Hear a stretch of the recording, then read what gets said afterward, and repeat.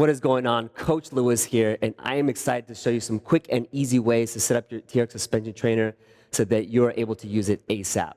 Now, we want to get you moving, so let's move.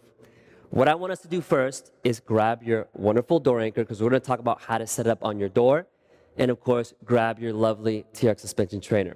Number one, let's keep it simple. All I want you to do is open up that carabiner.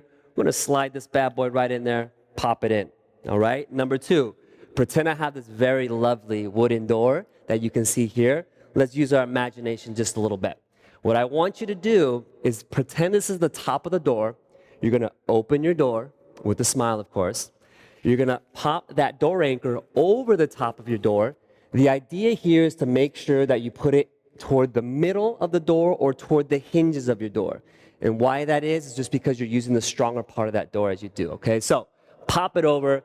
You're going to make sure that pillow's on the other side of the door. Close the door.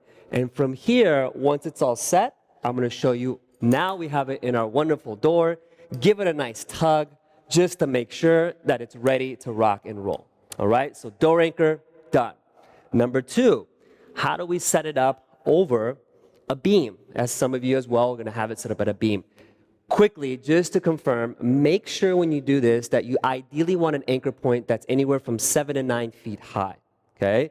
So you can kind of see the distance will be important. If you've got anything higher, don't worry, or anything lower, all good. Ideally 7 to 9 feet, just again, if you can find that anchor point. Number two, we're going to grab our suspension anchor with the black little loops inside.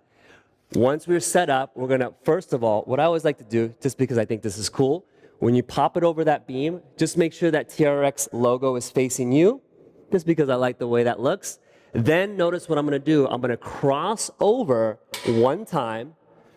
I'm going to cross over again, and I'm going to continue to do this until I have that suspension trainer when I set it up.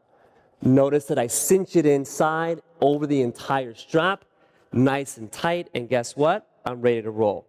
Now, just to make sure that we are good here, when I add my suspension trainer on, you're going to want to double check to make sure that the very bottom of the loops, when you bring these all the way down, are just a few inches off the ground, okay? The only exception is the door anchor. Obviously, if you have a lower door, it might hit, but just rule of thumb, when you have the right setup here, typically going to hang just a few inches, 3 to 6 inches from the ground. Next, extender. So if you have an extender for some of the models, the extenders are great if you have a higher loop or a higher anchor point, for example, or if you just want an easier way to loop it in. So we're going to go ahead and do the same idea just as you did with that suspension anchor. Notice here that you got a little loop here. I don't know if I can do this right, but you got a little loop here. So what we're going to do is we're going to flip over, same exact thing as I did with my suspension anchor once. I'm going to flip it over twice or as many times as you need. Remember that little loop?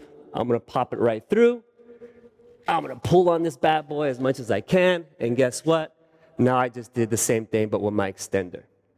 Now that you are all set up on your door or your beam, click the next video to learn about how to navigate these adjustments.